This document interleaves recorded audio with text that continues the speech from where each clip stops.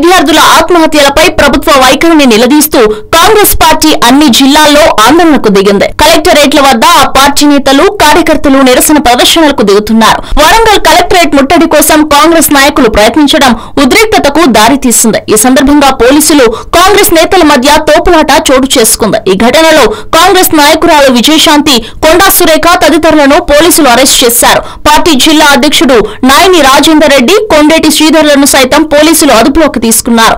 Inter board అవకతవకలపై CM KCR ముందే సమీక్ష చేపడితే 19 మంది విద్యార్థుల ప్రాణాలు దక్కేవని విజయశాంతి అభిప్రాయపడ్డారు. విద్యార్థుల భవిష్యత్తును ప్రభుత్వం చేజేతులా చిదిమేసిందని ఆమె ఆగ్రహం వ్యక్తం చేశారు. ఇంటర్ బోర్డు అధికారులు తల్లిదండ్రులతో గురుసుగా ప్రవర్తించడం సిగ్గుచేటని విజయశాంతి విమర్శించారు.